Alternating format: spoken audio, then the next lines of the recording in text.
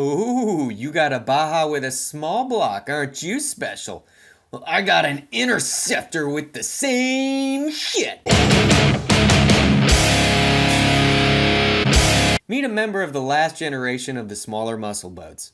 While the 80s had enjoyed entry-level Scarabs, Formula Liberators, and yes, Pachangas, the 90s issued in even more players to the segment, with brands like Stingray, Glastron, and now Caravelle, all bringing contenders.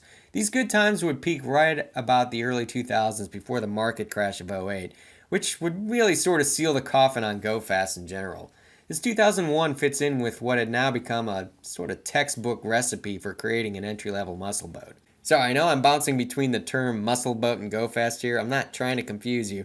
The phrase go fast is the more popular, but it always sounds really ridiculous, like something a toddler made up. My boat go fast. And honestly, I've never heard anyone call their Hemi Cuda a go fast car. Anyways, the recipe pretty much involved three main ingredients. Wild color scheme, V8 with through hull or side exit, it's a must. Doesn't matter how fast it goes, just make sure it makes more noise. And 3, low profile. Gunnel height should be minimal and try and shape the boat like a knife or whatever looks sharp. Oh, and if you want to deepen the V, that's cool, but you don't have to. This boat is no exception, hitting all 3 rules and having a sort of middle-of-the-road dead rise of 20 degrees. Honestly, on this boat, it's hard to tell what's styling versus actual hull design with its very, let's call it, unique sides and bow. Honestly, from the profile, it almost looks like this was a 20-foot hull that somebody stretched the crap out of to make it 23. I sort of wonder what this thing does in big rollers. That said, no one's taken this thing out haul over inlet, and it's really more of a lake boat.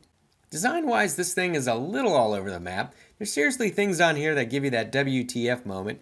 Then there are things that are honestly great. For instance, rear bench seat. You lift it up and you think, great, all kinds of storage. Then you realize there's no back to the storage. It just goes straight to the bilge. So the minute you pull on plane, everything you just put in there will now probably roll into the bilge back under the engine.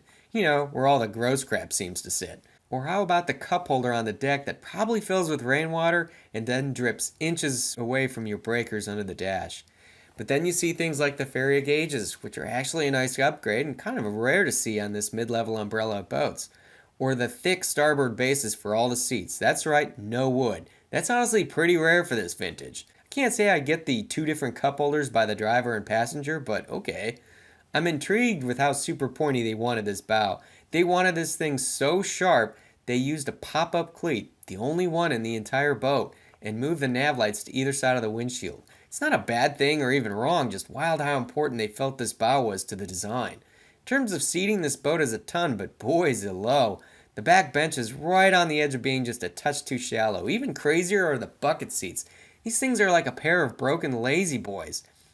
You lean so far back in these things. I had flashbacks of high school and getting a ride home in Joey Darius's 1980 Caprice as he blares Notorious B.I.G. and spews bullshit stories of how gang members are trying to steal his starter jacket, yo. It's nice that there are all these switches. Of course, not a single one is labeled. Did the stickers wear off, or the sun bleach them out, or... I don't know. Sun pad, yeah, it's missing. The guy was working on it. I don't really know what that means, but if it's like the rest of the boat, I'm sure it just needs some love.